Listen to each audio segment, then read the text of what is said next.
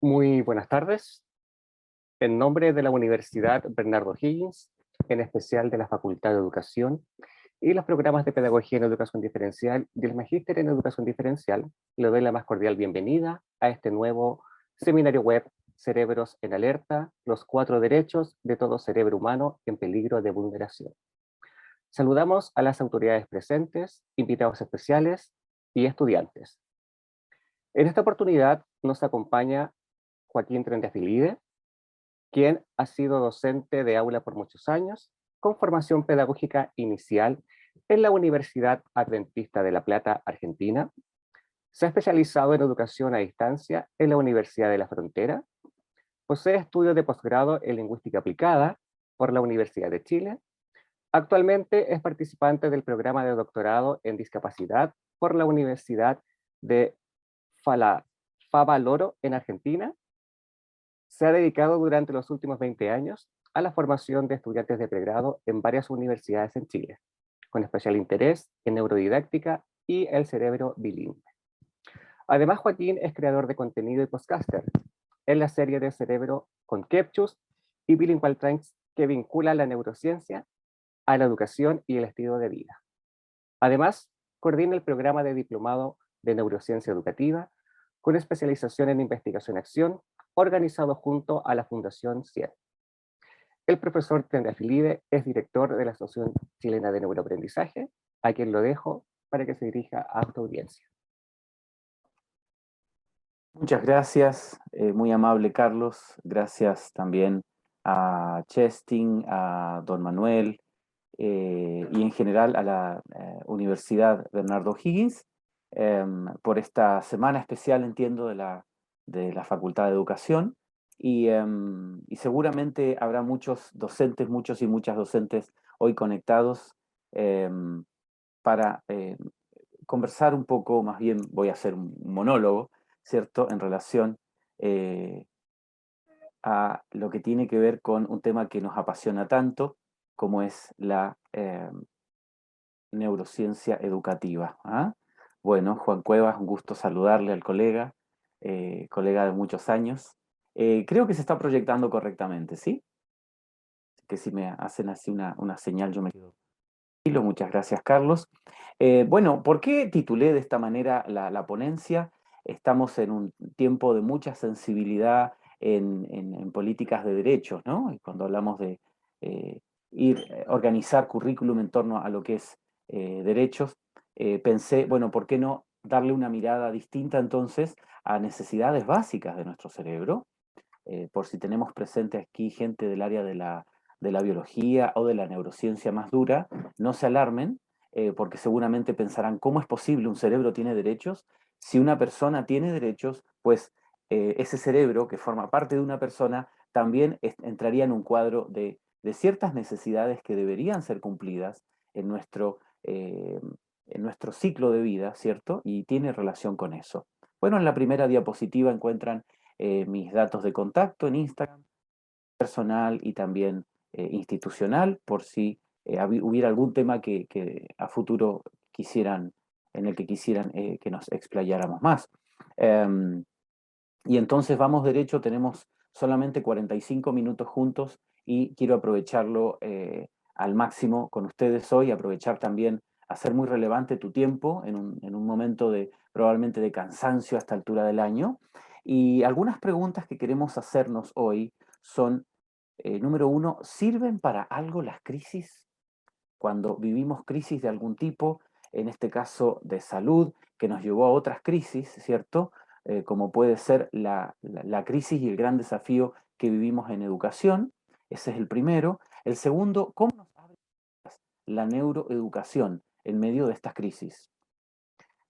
Y tercero, ¿cuáles son algunos puntos que debemos considerar seriamente en el elemento en que estamos o en el punto del tiempo en que estamos como civilización?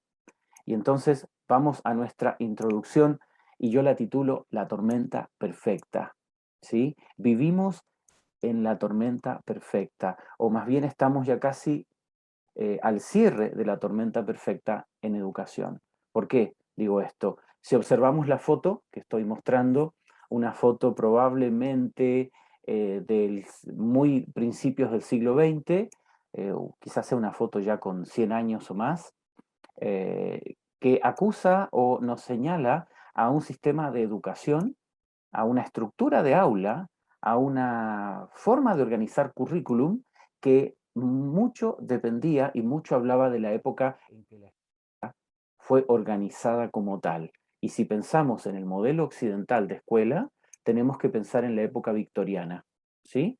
Y eso nos lleva a más de probablemente 200 años atrás, cuando se buscaba masivamente que las personas aprendiéramos algo de aritmética, aprendiéramos a leer, con suerte algo de escritura, ¿cierto? Y algo de filosofía y a lo mejor latín. Entonces, ese es el modelo de hace quizá unos 200 años atrás, y de pronto, bueno, veníamos trabajando con ese modelo hasta hace muy poco, a lo mejor con algunos cambios cosméticos, y de pronto nos encontramos, ¿cierto?, ante esta ventana, ¿no? Para algunos una ventana, para otros una pared, cada uno vaya poniéndole con qué se encontró cuando nos dicen tenemos que cerrarnos y debemos seguir educándonos y educando desde el encierro. Hemos ido viviendo distintos matices de esto, pero lo cierto es que la comunidad educativa, diría yo, en un 95% o en un 97% en relación a lo que es el recurso humano, las y los docentes involucrados en educación han sabido salir adelante excelentemente. Solo que está la salvedad de esta infraestructura que ha persistido en el tiempo, y veamos entonces, en el tiempo que tenemos juntos, cómo la neuroeducación de alguna manera levanta algunas voces de alerta para que tengamos en cuenta, en primer lugar, en relación a la calidad de vida de los profesionales en educación, y en segundo lugar, a la calidad de vida de los estudiantes. ¿Ya? Muchos comentarios en el chat. Yo creo que en algún minuto vamos a meternos hacia el chat en la última parte, tal como me indicaron. Y entonces, antes de entrar en neuroeducación propiamente, decir algo que me gusta mucho de un autor eh, llamado John Maxwell. Justamente estamos terminando ahora un mes completo con una iniciativa global de la juventud, en la que uno de los puntos que tratamos es el tema de las crisis, y cómo las crisis no nos sirven realmente para desarrollar carácter, desarrollar temple, todo aquello que eh, quienes de ustedes sean docentes y hayan tenido que estirar de alguna manera sus habilidades, entrar en el uso de las TICs, entrar en este bucle bastante interesante del híbrido, ¿cierto? Pues estoy seguro que muchas de las virtudes, muchas de las características que tenías como docente, las fuiste trabajando en tiempos sin crisis, pero el momento de probarlas es en las crisis. Por eso decimos, las crisis revelan el carácter, no es que realmente lo construyan. Las crisis revelan nuestros puntos más descuidados y nuestros puntos más fuertes. Y entonces, bueno, acaba de ser anunciado, ¿cierto?, a nivel nacional, que aparentemente vamos a cambiar de fase en algunas ciudades, los números cambian en tiempos de pandemia, pues tendremos viendo de alguna manera cómo avanzamos en esto de cuidar también lo que es nuestra calidad de vida. Entremos de fondo ahora en lo que nos convoca, que es los cerebros y lo que es la neurociencia educativa propiamente. En la década de los 90 es declarada por la ciencia, en los países nórdicos principalmente, como la década del cerebro. Esto es impulsado por grandes hallazgos y grandes avances, en realidad, en lo que se logra ver, observar y descubrir en lo que vemos en laboratorio, ¿cierto? En todo lo que es en los procesos de imágenes de un cerebro en medio de actividad, como puede ser aprendizaje, etc. Entonces, en relación a eso justamente es que se declara la década del cerebro, los 90, y como corolario, luego en los 2000 empieza ya una ola de información disponible para el trabajo en aula. Esa información estuvo disponible en inglés en primer lugar, y algunos años después ya la tuvimos disponible en español. En el tiempo que corre, ya en el 2021, han pasado probablemente ya más de años del inicio de esto, y llegamos entonces al punto actual con lo que llamamos una nueva transdisciplina. Una nueva transdisciplina que se encuentra en el centro, en las áreas en común entre neurociencia, encargada del estudio del funcionamiento del cerebro, pedagogía, educación y aprendizaje, y psicología, ¿cierto?, relacionada al comportamiento y procesos mentales. Nace entonces la neuroeducación. Bueno, hay distintos términos: neuroaprendizaje, y además existe actualmente la tendencia a colocar la palabra o esa parte, esa partícula neuro prácticamente a muchas otras áreas. Y en eso, por supuesto, que tenemos que ser cuidadosos. Sin embargo, a partir de la tesis doctoral de la doctora Tracy Tokujama Espinosa, a quien varios deben ubicar, aquellos que estén en el ámbito de la neurociencia educativa, que ya podemos hablar con más seguridad acerca de la ciencia de la mente, el cerebro y la educación. En paréntesis coloqué las siglas como las conocemos en inglés y en español. Entonces, la verdad es que hay muchos ámbitos en los que la neuroeducación puede llegar a hacernos aporte, pensando en su base científica, pensando en el enriquecimiento que ha tenido con la psicología, en lo particular con la psicología de la educación, pero hoy yo quiero detenerme en 4 aspectos generales, llevarnos a quienes estamos presentes a una reflexión respecto a lo que es calidad de vida, calidad en educación, en la medida que podamos ir atendiendo esa calidad de vida, y una mirada integrativa al ser humano. Finalmente, la neurociencia y la neurociencia educativa en lo particular nos ha probado que somos seres integrales, que ya no podemos seguir mirándonos como, ok, solo tus emociones, o lo que es tu coeficiente intelectual. De hecho, el concepto de inteligencia ha ido mutando en los años, y algo de eso vamos a compartir en el tiempo que tenemos juntos. Entonces, basado en el panel Delphi de 2008, panel Delphi es una metodología particular que se usa cuando hay un área naciente en el conocimiento, donde se nuclearon allí, se convocó a un grupo de unos 25, 30 especialistas de todo el mundo, basados en estos principios universales para la enseñanza, que Tokujama muy bien los plantea también. Es que escogí 4 para conversar con ustedes, para poder plantear en esta tarde. Y vamos entonces con 4 derechos de todo cerebro humano que podrían estar siendo vulnerados hoy en tu propia vida, en el ejercicio de tu docencia, o a la vez en la forma que tenemos de trabajar, de enseñar. Y el primero de ellos es el derecho a pertenecer, dar y recibir afecto. ¿Sí? De alguna manera quise encerrar aquí varios aspectos. Derecho a pertenecer. Todo ser humano se define perteneciendo a un grupo, pero pertenecer tiene que ver con dar y recibir, de alguna manera estrechando lazos, de alguna manera aportando lo que entiende, sus saberes, sus talentos, y recibiendo también del beneficio de pertenecer a ese grupo. Escogí algunos gráficos, algunos resúmenes, para ir dándole un poco de sustento a lo que voy diciendo. Y en este caso, este es un modelo original de Robert Stahl, adaptado por David Sousa, un neuroeducador al que seguimos mucho en la Asociación Chilena de Neuroaprendizaje, práctico que es. Y si ustedes observan, recordando el derecho que acabo de enunciar, derecho a ser, derecho a pertenecer, derecho a dar y recibir afecto, notarán en esta infografía del modelo de procesamiento de información Cómo Stahl, y lo mantiene Sousa, hace un énfasis interesante por acá.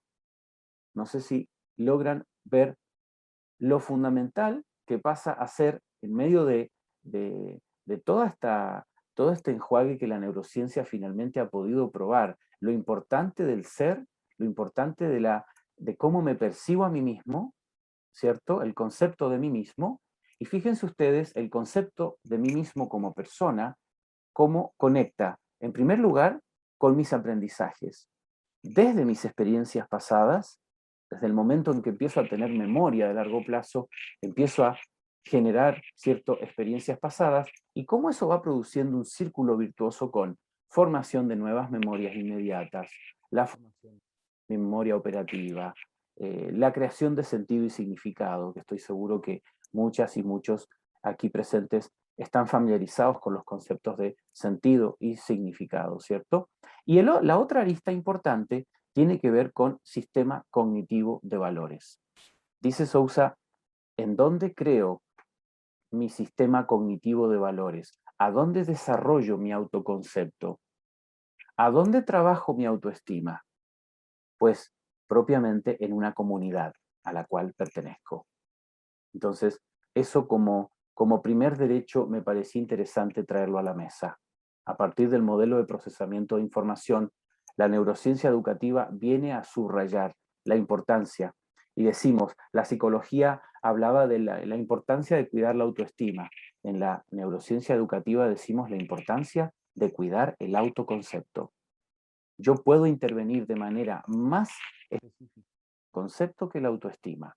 Si el autoconcepto es más sano, es saludable, la autoestima será también más saludable. Entonces se arma allí una cadena interesante en relación a este primer derecho que todo cerebro humano tiene de pertenecer, de dar y recibir afecto, porque como podemos ver en este cuadro, todo aprendizaje significativo, toda memoria de largo plazo, piensa por un minuto en aquellas cosas que recuerdas de tus tiempos de estudio universitario.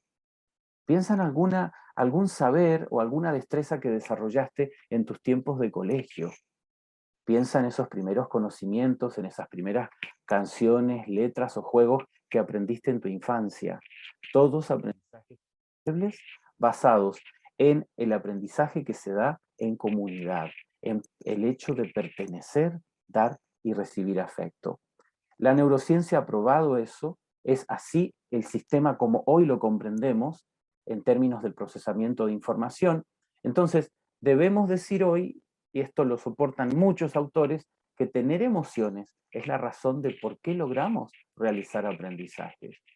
Muchas veces en clases de estrategias de neurodidáctica comparamos, por ejemplo, al mamífero con animales no tan sofisticados en sus cerebros, como puede ser un reptil. Y decimos, ¿por qué el reptil no logra tantos aprendizajes? Nace con todo lo que necesita para la vida, mientras el mamífero logra aprendizajes más sofisticados.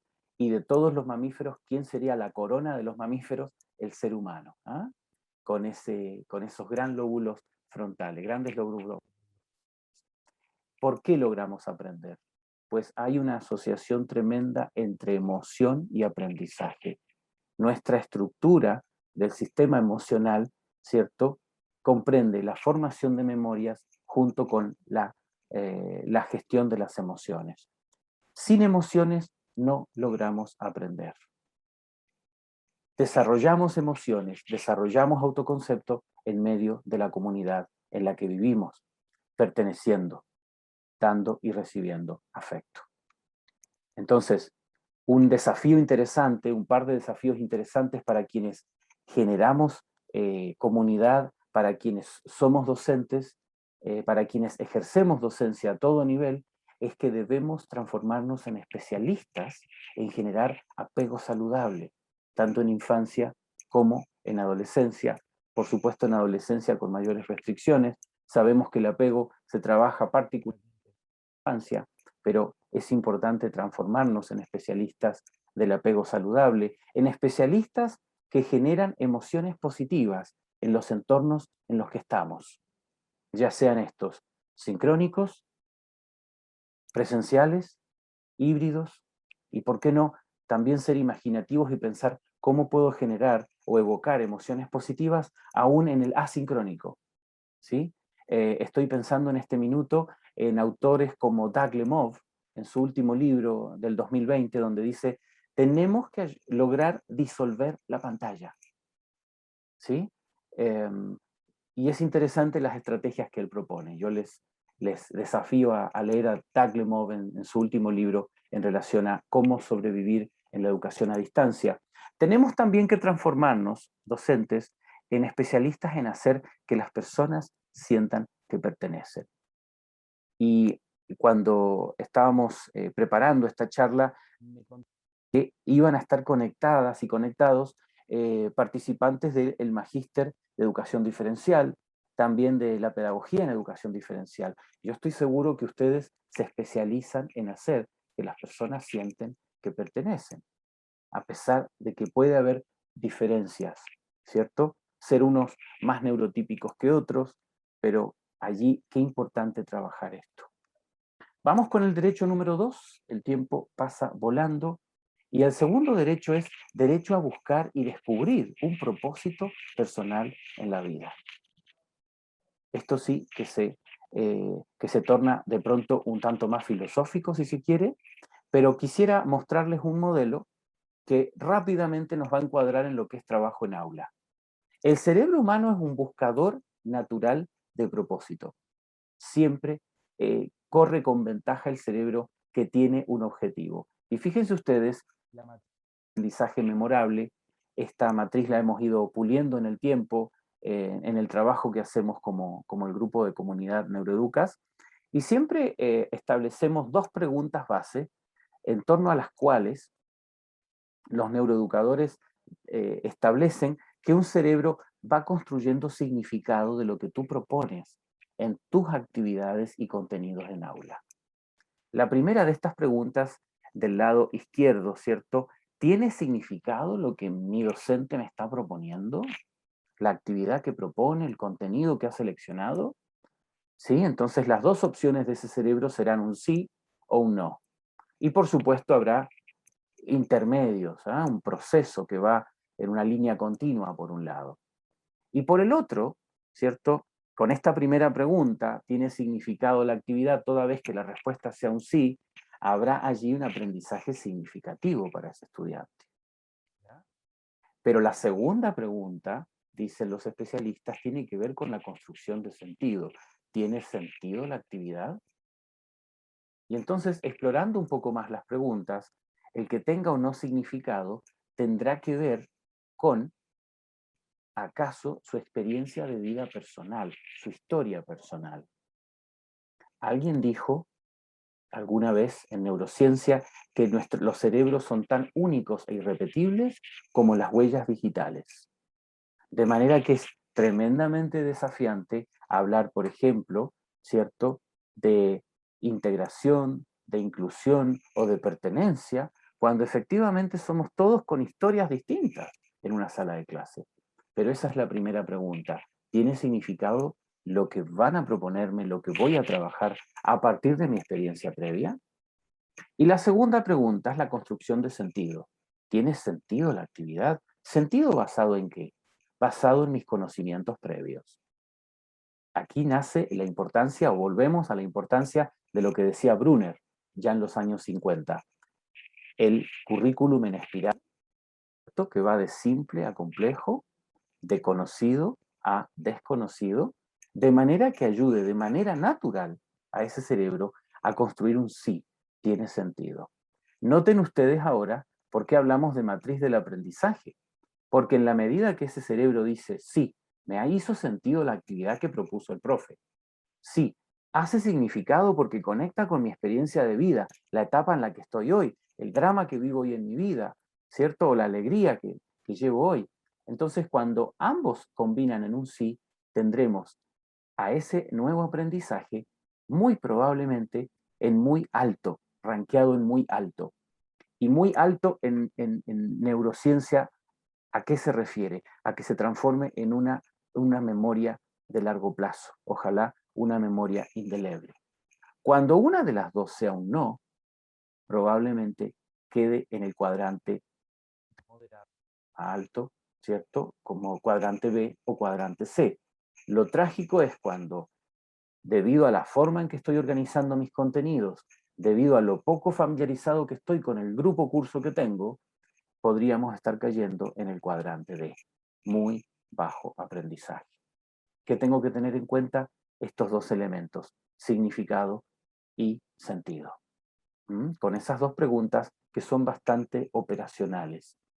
Si tuviéramos más tiempo haríamos un ejercicio, pero no tenemos el tiempo de poder plantearlo. Al final les voy a contar en dónde pueden encontrar algo más de material en relación a esto, cómo exploro esto de construir una clase con mayor sentido o significado. Entonces, el cuadrante A sería nuestro ideal como docentes, sea cual fuera la clase. ¿Y por qué es importante hablar de sentido y significado? Porque todo cerebro humano es especialista en buscar, reconocer y abrazar patrones. ¿Tienes tu forma de hacer las cosas? ¿Tienes tu forma de relacionarse? De alguna manera todos la tenemos. Sí, hablaba con alguien antes de entrar a la sala, me decía, este es mi estilo de pandemia, mi look pandemia. Todos desarrollamos patrones, ¿sí? Quien diga que no tiene patrones no es humano, no tiene cerebro humano. ¿Por qué el cerebro se va por patrones? Porque es una forma económica de sobrevivir. Entonces los patrones son base para las rutinas. Un niño, un adolescente, un estudiante universitario que trabaja en torno a rutinas, motivado, estructurado por su docente, tiene más posibilidad de éxito académico.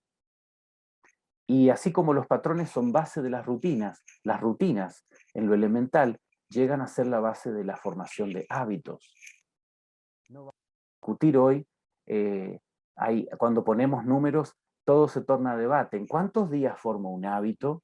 Pues las moléculas relacionadas a los cambios estructurales a nivel cerebral a lo menos llevan un proceso de 21 días. ¿Cuántas veces quiera replicar yo eso en el tiempo? Un proceso de 21 días, 2 procesos de 21 días, 3 procesos, etcétera, etcétera, es algo que debemos definir cada uno según lo complejo. Y los hábitos nos llevan a un concepto que últimamente me apasiona y quiero confesárselos, que tiene que ver con la inteligencia ejecutiva. Inteligencia ejecutiva es un término que a mi parecer lo trabaja excelentemente José Antonio Marina, autor español, que establece que ya no podemos darnos el lujo de hablar de inteligencia emocional, como lo hacíamos hasta hace poco. Ya no podemos darnos el lujo de hablar de intelectual, como hablábamos a principios del siglo XX, con nuestro querido, el desarrollo de nuestros primeros, Binet, que desarrolló, ¿cierto?, nuestros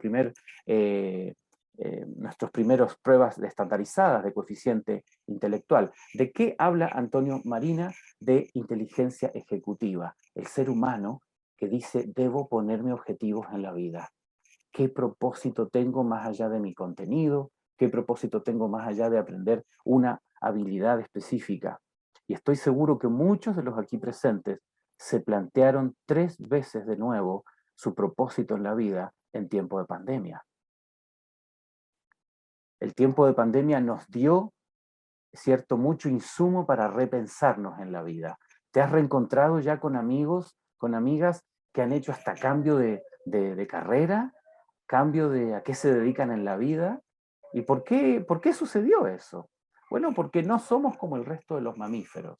Somos la única que con semejantes lóbulos frontales podemos dialogar internamente con nosotros mismos, ¿cierto? Y replantearnos hacia dónde voy en la vida. Entonces, tanto sistema motor, cerebral y corporal, sistema afectivo como sistema cognitivo, ¿cierto? Que se mueven a nivel de no consciente, pasan el umbral hacia la conciencia, donde tenemos nuestra inteligencia ejecutiva, concepto que te animo a explorar en el futuro. Voy al derecho número 3. Carlos, tú me avisas, no sé, o Nelly, cuando mi tiempo ya se acabe, espero llegar a los cuatro derechos. Y el tercero tiene que ver con derecho a la recreación y al descanso. Estoy seguro que alguien habría pensado, bueno, si no lo menciona, le faltó. No podía dejar de mencionarlo. Somos cerebros, somos seres que requerimos tanto del trabajo como salud, como así también del descanso. ¿Ah?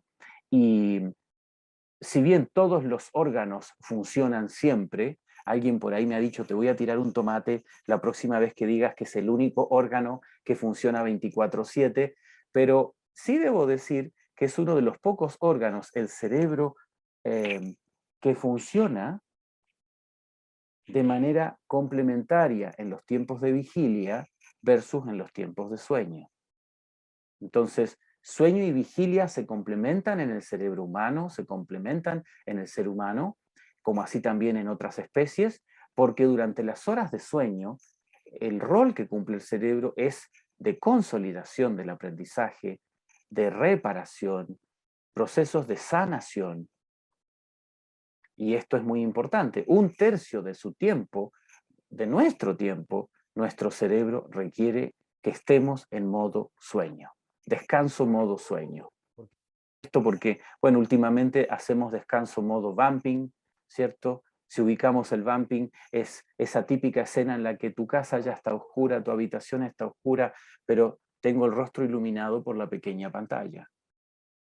Entonces, tengo una suerte de actividad vampiresca, si se quiere, ¿no? Y de ahí viene el término en inglés, vamping.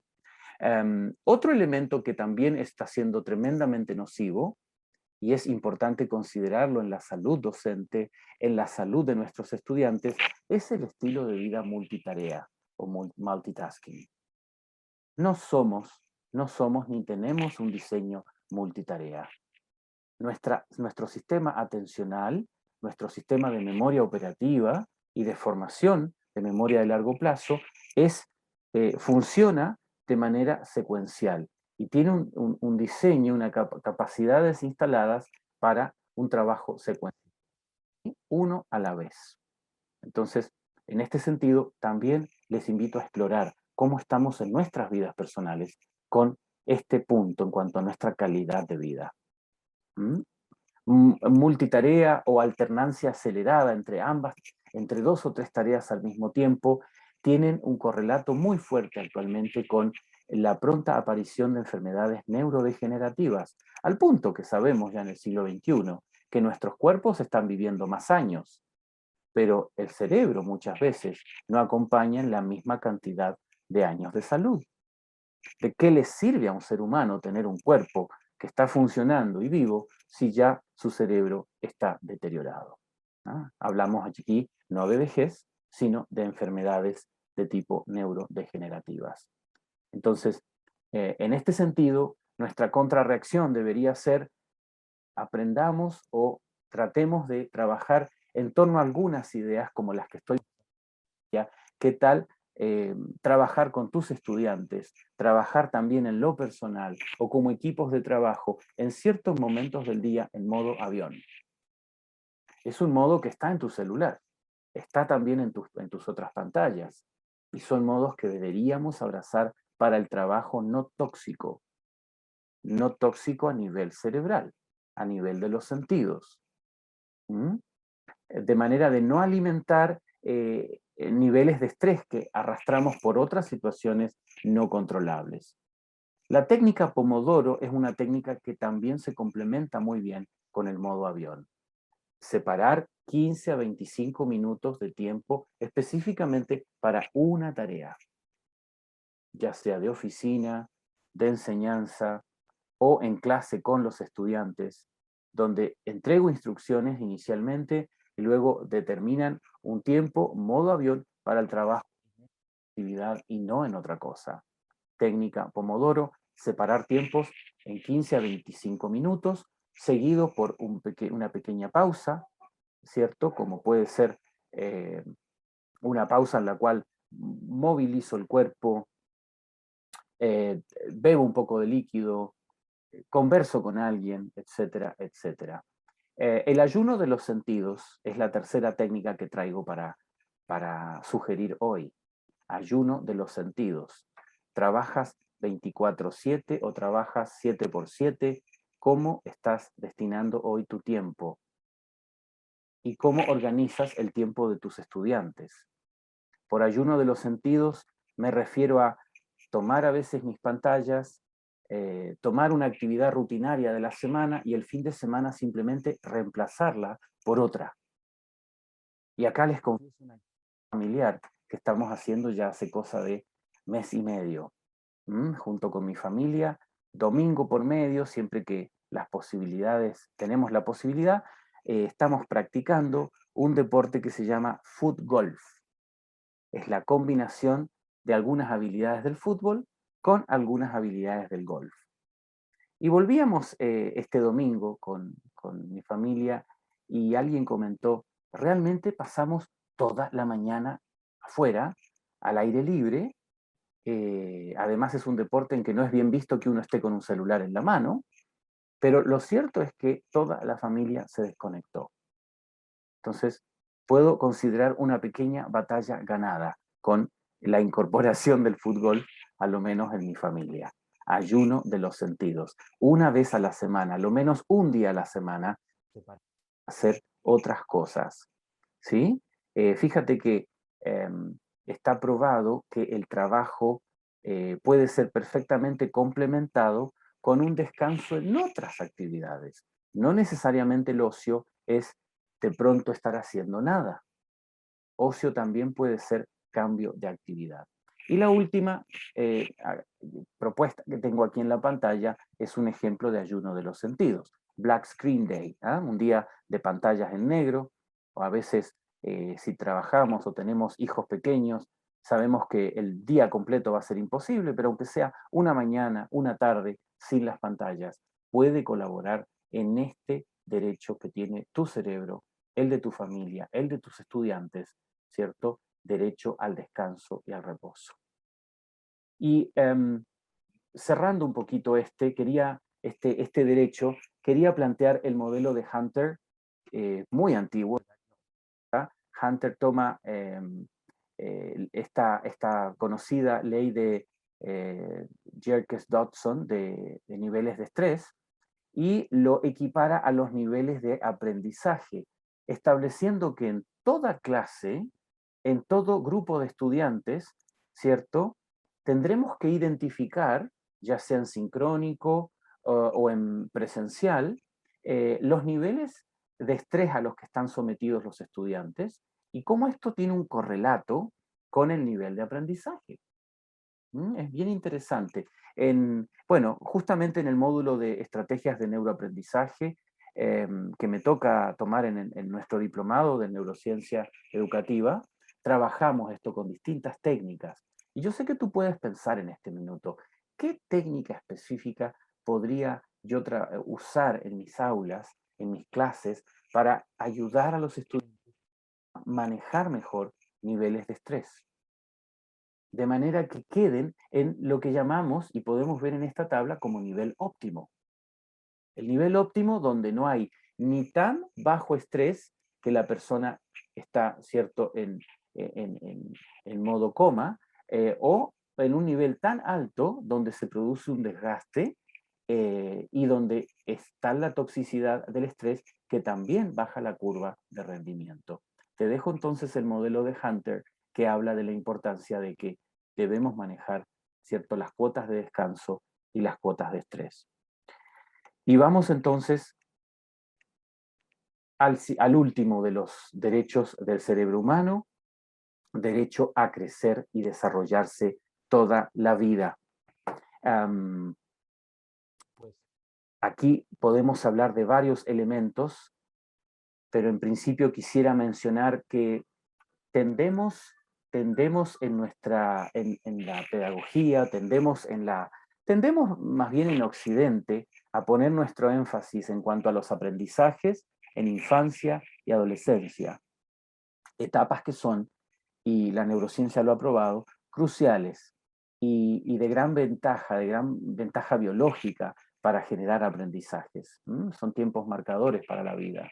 Sin embargo, sabemos hoy en día que ya vejez, vida adulta, tercera edad sobre todo, y cuarta edad sería un poco más discutible, no necesariamente deben ser asociadas a no aprendizaje, a no cambio. Más bien hoy debemos propender al cambio y al crecimiento durante toda la vida, a seguir descubriendo cosas, a seguir creciendo, a darme nuevas oportunidades. Y aquí quiero establecerme, yendo al ámbito educativo, al siguiente planteo. Los estudios indican que el cómo yo viva mi edad adulta, mi tercera y cuarta edad, va a ser sembrado en tiempos de infancia y adolescencia. En primer lugar, relacionado a, obviamente, mis hábitos de vida. Pero en segundo lugar, y es donde me quiero instalar para ir cerrando, es en mi forma de pensar. En mi forma de pensar, tipo de mentalidad que he traído desde la infancia, desarrollado en la adolescencia, ¿cierto? Y consolidado en la vida adulta. Toda persona que se instale en lo que llamamos mentalidad de crecimiento, y ya voy a mencionar de dónde viene ese modelo, es una persona que aprende desde infancia y adolescencia a que la cultura del error después de todo no estaba tan equivocada. Vale decir, una cultura donde permitimos en aula y fuera de ella la posibilidad de equivocarnos como parte de nuestro aprendizaje. Es una cultura que termina siendo una mejor base, a diferencia, ¿cierto?, de una cultura punitiva, en donde no se permite el error. La cultura del error es una que permite llegar de mejor manera a todos los estadios de nuestra vida. Y entonces sí, hablamos de lo que es mentalidad de crecimiento. En los años 90 comenzó la doctora en psicología Carol Dweck a hablar de este tema. Hoy tengo el gusto de estar trabajándolo en mi tesis doctoral, donde estamos combinando discapacidad con tipos de mentalidad, eh, a raíz de una investigación que empezó en España hace unos años atrás, donde se terminó estableciendo evidencia de que las personas que tienen algún tipo de discapacidad tienden a externalizar, ¿cierto? Tienden a externalizar las causas del éxito. Siempre es alguien fuera de ellos el que les va a ayudar a lograr el éxito en la vida. No es que yo sea inteligente propiamente, dicen muchas de estas personas, sino que es la ayuda, el beneficio, la ventaja que me va a entregar un externo. Entonces, en este trabajo que estoy haciendo actualmente, estamos haciendo un correlato acá en Chile también, en ver, en probar o en llegar a la hipótesis si acaso esta misma correlación se sigue repitiendo. Y los tipos de mentalidad, dijo Carol Dweck ya desde los años 90, son básicamente dos. Nosotros, quienes estamos en esta sala hoy, tendemos ya sea hacia una mentalidad fija o hacia una mentalidad de crecimiento. Mentalidad fija, aquella persona que no se siente capaz de cambiar, que no se siente muy inteligente y por lo tanto hace un esfuerzo para que los demás lo vean como inteligente. ¿Se nota la diferencia? Esa persona que más bien se esfuerza por estar bien maquillado siempre para la foto, mientras la otra, la de mentalidad de crecimiento, a veces llegará a la foto despeinado. Es parte del proceso de la vida, del esfuerzo, pero cree en el esfuerzo, es optimista respecto al resultado que puede obtener en un proceso de estudio, en un cambio de carrera, en un probar algo nuevo. ¿Ah? La persona con mentalidad fija es la persona que no distingue crítica destructiva de crítica constructiva en su vida. Todas las críticas, todos están en contra de él o de ella. En cambio, la persona en mentalidad de crecimiento es la que distingue entre crítica constructiva versus la crítica destructiva y sabe cuándo tomar oportunidades para sí mismo y para aquellos que lo rodean. Yo no sé dónde te encuentras tú hoy. ¿Ah? Lo cierto es que siempre existe la posibilidad de cambio. Carol Dweck diseñó eh, una prueba, ¿cierto? Una prueba con ítems de opciones y eso permite indagar. Algo interesante aquí de contarles, de confesarles, es que Los niños que están participando de esta investigación están bastante condicionados por dos grupos de adultos. Estoy seguro que ya sabes cuáles son. En primer lugar, sus padres. Si vengo de una familia que proclive a la mentalidad fija, probablemente mi vida de adulto sea en torno a mentalidad fija, ¿ya? Y el otro grupo son sus docentes. Sus docentes en los primeros años de vida son tremendamente marcadores respecto del tipo de mentalidad que yo abrace para el resto de mi vida.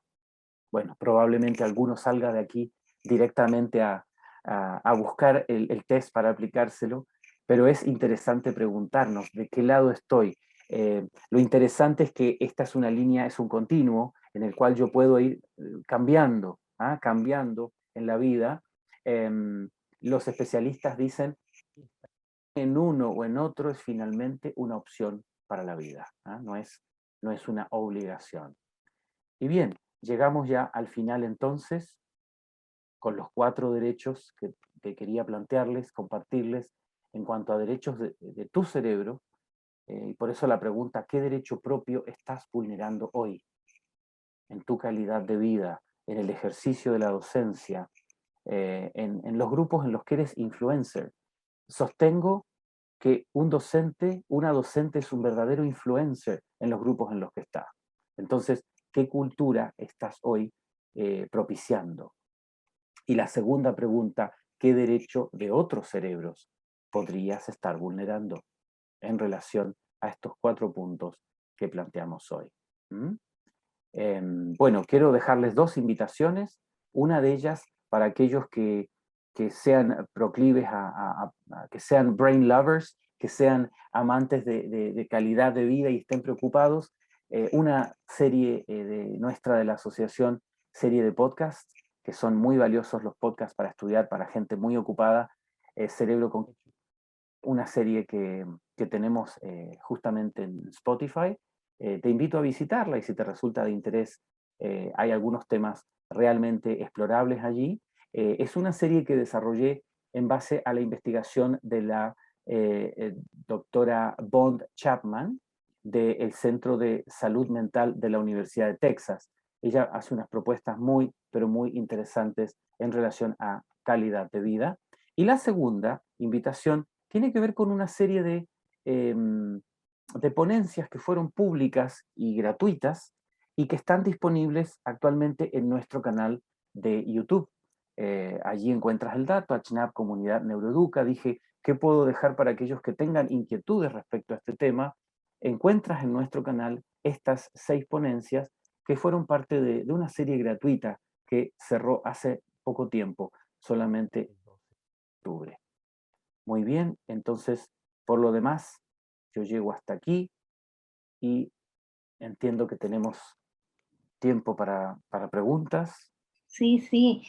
Gracias, Joaquín. Muy interesante la ponencia. A través de su exposición hemos podido comprender cómo aprendemos y cómo aprenden nuestros estudiantes. Y tenemos una primera pregunta que es de Marcelo, nuestro estudiante de pregrado. Le saluda y pregunta, dice, ¿la neurociencia y la mentalidad del crecimiento pueden contribuir al desarrollo educativo y metacognitivo de un estudiante con capacidades diferentes? Absolutamente sí, absolutamente sí. Yo no me referí hoy en específico a un tipo de capacidades que los estudiantes con capacidades distintas tienen, que generalmente, al no ser neurotípicos, requieren ayuda particular en lo que se refiere a las funciones ejecutivas. Pero la neurociencia educativa hace un aporte interesante al trabajo en funciones ejecutivas, ¿ya? Que son componentes disgregados de la que yo llamé hace un rato atrás la inteligencia ejecutiva. Así que sí, de todas maneras, que la neurociencia educativa llega para hacer un aporte interesante ahí. Creo que la pregunta tenía otro componente en relación a mentalidad de crecimiento. Definitivamente, 2 personas con capacidades muy similares, que no sean neurotípicas, pero con distintos tipos de mentalidad van a tener resultados distintos en la vida.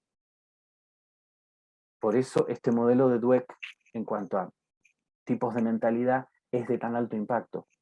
Lo que yo pienso de mis propias capacidades y de mis posibilidades en la vida, ¿cierto? De alguna manera nos autodeterminan en nuestro cuerpo.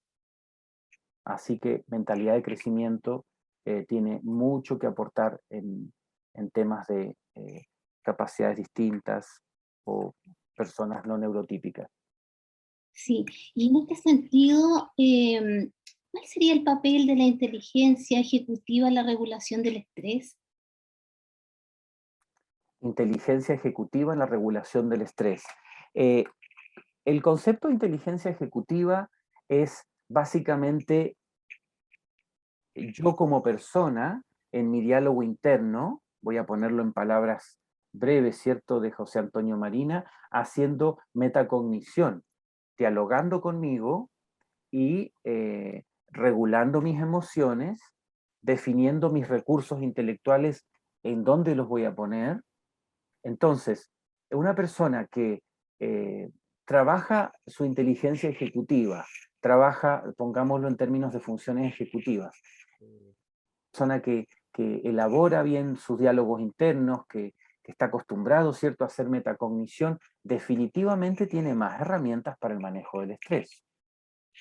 Entonces me parece que ahí se daría una relación interesante. En tanto la persona que no tiene estrategias personales desarrolladas o tiene menos estrategias, pues ante una misma cantidad de estrés, situaciones similares, podría no tener el recurso para poder abordarlo. ¿Y eso en qué desemboca? En que una misma circunstancia para unas personas puede significar un estrés negativo, llevando un estrés tóxico. Para el otro es un estrés administrable. Perfecto. Y Joaquín, y de acuerdo a su experiencia, ¿cuál sería el neuromito más arraigado en educación y por qué se dan estos neuromitos? Muy interesante. Bueno, todos tenemos mitos personales. El cerebro humano lo que no sabe lo inventa. Es tremendo creativo. Somos tremendos creativos. Y en principio ese rasgo es saludable. Imagínense ir por un camino, no saber por dónde sigue el camino y quedarnos detenidos en la vida. ¿Sí? Entonces, yo soy más bien de una posición bastante moderada, en decir, en lugar de salir a cazar mitos, les digo a los colegas de la neurociencia que hay verdaderos mitos, cazadores de mitos, yo digo, entendamos la naturaleza humana. Hace 30 años los conocimientos eran mucho más limitados y por lo tanto se establecían hipótesis que luego fueron probadas como nulas, hipótesis que realmente no eran ciertas. Otras hipótesis fueron las que realmente hicieron ciencia. Entonces creo que esa es un poquito la razón de por qué se dan los neuromitos. Los seres humanos somos tremendamente creativos y es un rasgo de supervivencia. Y en segundo lugar, el neuromito más arraigado, creo yo que tiene que ver con esto de que tengo mi estilo para aprender. Uno está a veces conversando con una docente y enseguida, no, ese niño es más kinestésico o ese niño es visual. Y en realidad todos tenemos todos los sentidos, todos tenemos kinesis, ¿cierto?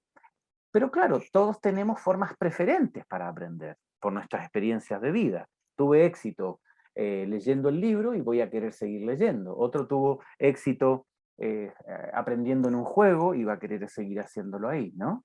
Pero sí, yo creo que el de los estilos de aprendizaje sería un neuromito que ha sido muy difícil de erradicar. Y respecto a lo mismo, Joaquín, acá hay una pregunta y dice si existe algún vínculo entre los 4 derechos del cerebro y los neuromitos. No. Los 4 derechos del cerebro, y por eso lo aclaré al principio, fue una manera manera metafórica de tomar 4 temas importantes, ¿cierto? Y yo por eso lo aclaré al principio. Y yo les conté en la segunda o tercera diapo en qué estaba basando, de dónde sacaba esto de que el cerebro debe descansar, el cerebro genera patrones, etc. Está trabajado a partir de estos principios universales del aprendizaje. Quien realmente quiera encontrar, bueno, ¿de dónde sacó Joaquín esto de los 4 derechos? Bueno, yo no he leído de alguien que hable de los 4 derechos del cerebro. Es una metáfora que yo planteé para hacer más liviana la presentación, ¿sí? A esta altura del año creo que uno agradece que el relato sea más liviano en ese sentido. Pero sí, el basamento científico es los principios universales que Tracy Tokuhama declara en su libro 50 prácticas exitosas para el aula. Lamentablemente ese material está en inglés, pero ella hace un capítulo completo, lo dedica a 21 principios universales de aprendizaje. De allí yo extraje 4 o 6 y los consolidé en esta presentación. Sí. Bueno, desde hoy, Joaquín, esos derechos los hacemos nuestros. Fantástico. Sí, hay otra pregunta, le saluda, dice muy interesante la charla, lo felicita y pregunta, o sea, dice, respecto de los tipos de mentalidad, ¿podría por favor volver a explicar la mentalidad de crecimiento? Perfecto. La mentalidad de crecimiento tiene que ver con la persona que cree en la forma de aprendizaje mediante prueba y error. ¿Sí? No es una persona que va a castigar o sentirse castigada o que siente amenaza. Obviamente depende del entorno en el que me educo, depende del entorno de mi familia, porque todos traemos eso, patrones, ¿cierto?, de nuestra cultura primaria. Esos son algunos de los rasgos de la persona con mentalidad de crecimiento. Es una persona que cree además cree en la meritocracia. Yo puedo nacer aquí, pero ir evolucionando, cambiando, progresando. Es una cultura del progreso, si se quiere. Es una cultura del progreso. Algunos han dicho, bueno, es bastante gringa esa mentalidad. Puede ser, puede ser. Carol Dweck es estadounidense, pero ¿por qué ha cobrado? Si ustedes se fijan, hay una teoría en psicología cognitiva que ha ido muy en caída, que es la teoría de las inteligencias múltiples, porque no encontró asidero en la neurociencia. ¿Y qué teoría se ha levantado con mucho peso? Es este modelo de Carol Dweck de mentalidad de crecimiento, porque sí encuentra asidero en los hallazgos de neurociencia. Existe este principio, el principio de neuroplasticidad. Nuestro cerebro, nosotros como personas expuestos a experiencias de vida repetidas en el tiempo, vamos generando cambios a nivel de arquitectura cerebral. Y eso es un hecho. Eso es un hecho.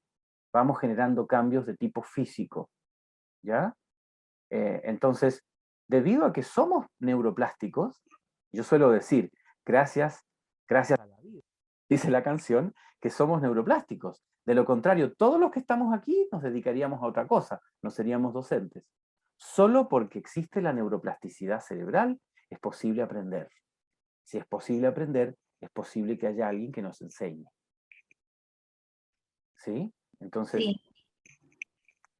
pero eso va con mentalidad de crecimiento. Había un dicho, yo soy de un pueblo pequeño en el sur de Argentina, Carlos, no te preocupes, Carlos va a decir, Joaquín va a empezar con sus dichos. Había un dicho que decía, nací chicharra y moriré cantando. Ese dicho es un mito, es un neuromito. Podemos cambiar. Claro, no sé si la chicharra, pero el ser humano puede cambiar. ¿Ya? Entonces, cuando uno escucha a alguien que diga, no, no, yo soy así, acéptenme como soy, eso es un gran neuromito, el gran neuromito de las relaciones entre personas. Todos podemos cambiar. A medida que creo en el cambio, apuesto por el cambio, creo en el esfuerzo, eso es mentalidad de crecimiento. Entonces podemos cambiar y aprender de aquí hasta viejito, 90 años. Sí, sí, absolutamente, absolutamente. Les mencioné esta doctora Von Chapman, en la cual basé la serie de Cerebro con Ketchup, y ella dice, tornarnos inflexibles a medida que transcurren los años es una opción. no es una imposición biológica. Y también lo digo con respecto a la enfermedad. Si llevamos mejor calidad de vida en la juventud, no digo que sea una opción enfermarse, pero no debería ser un sinónimo de vejez.